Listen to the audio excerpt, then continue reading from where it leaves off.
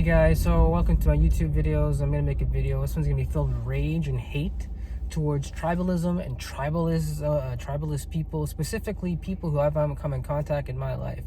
And I'm sure that you've come in contact with them in your life. They're people who have no privacy filter. They're people who don't actually know or that it's allowed to be, that you're allowed to be private. So these people come from tribal cultures, from the Eastern traditions of Africa, Asia, Pakistan, India, China, every traditional culture you can think of except the Western Europe and North American culture. They don't have a privacy filter. They don't believe that one can be private. They don't really believe in privacy. And so what happens then is, psychologically speaking, they become a guilt culture, a guilt-based culture. And that's different than a shame-based culture. A guilt-based culture is one where the collective society guilts people into not doing certain things that are considered reprobate or antisocial or amoral, like crimes. A shame-based culture, they use one's internal. They don't need an external society telling them what to do. Each person has their own shame component within themselves, where they tell themselves, I wouldn't do this out of fear of shame or some, fear of shame and rejection.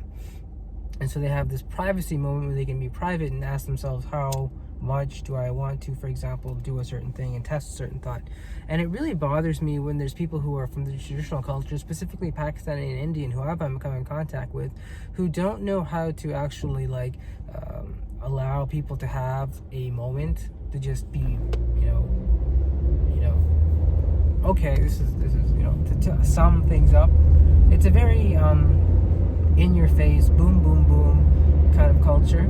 And it's not a culture conducive to learning. And I'll give you an example. If you look at the Wuhan crisis recently, of the COVID crisis, China has been accused, and China is a closed society and a closed culture. China is a society that does not allow external debate, that stifles internal debate, and basically allows anybody to just believe in the party line. A lot of religions are like that too. For example, Islam is totalitarianism in that way. If you speak out of the party line, you can be considered a non-Muslim, out of the fold, whatever. The point is, these closed societies, China has been accused of withholding information about COVID to make it look, not as bad as it really is. And that didn't help anybody. It actually caused the needless death of many more people than really, should have died. So it pisses me off that there's people who act like there's no privacy filter, as if you're not born without a privacy filter. One has the ability to close their door and lock it, and then, I remember it was Yuval Noah Harari who was talking about this. That's like one of the most important things for the development of a child, is to be able to lock the door and have their own culture within their room, outside of any external forces such as parents or society, just their own sort of understanding of what is their conscious reality. And I find that is stifled in totalitarian and closed-minded tribal societies. They stifle these ideas. Why do they do it?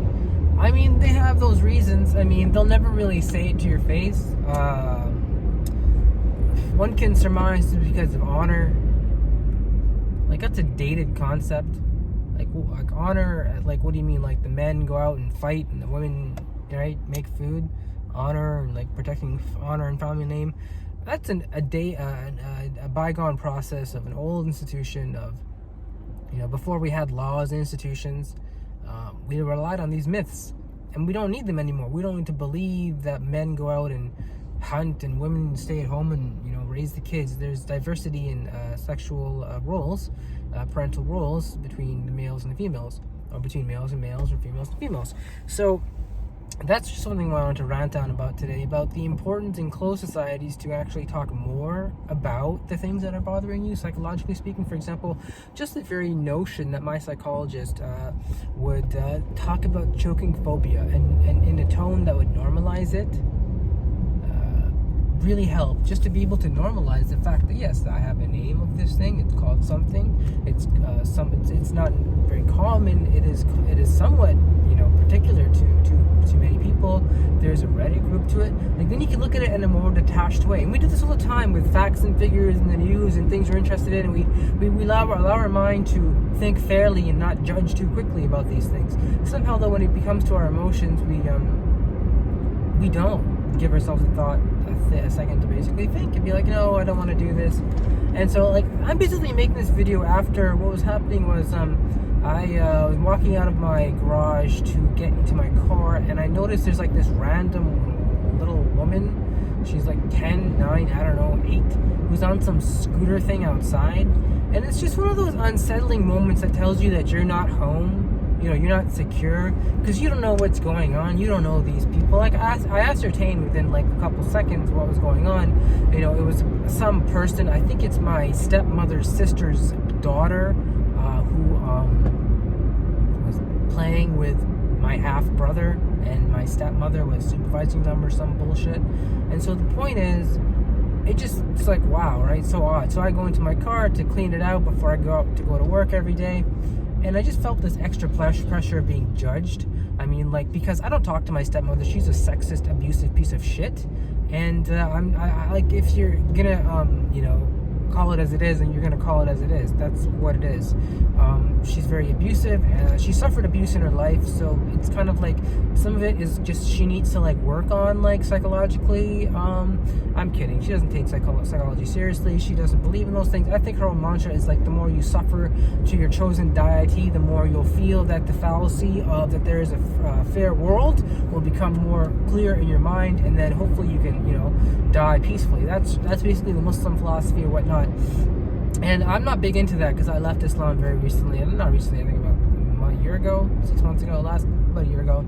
So, just so we're on topic here, this is really annoying to me. I just wanted to make this quick video to talk about how traditional cultures, it's not just Asians, it's not just Africans, it's everywhere traditional. Even some Italians have this. It's the old world traditions. Fuck them. They don't help people with psychology. All they do is perpetrate the stigma of mental illness and mental health, and make it worse for people and make it so that they can't actually talk about their mental illnesses, and make it so that they're somehow different or weird or weak, or have to be segregated or judged more or pariah. And that's not true. You're not weak because you have mental illness. Mental illnesses are caused by genetics, not what your group or society thinks is right.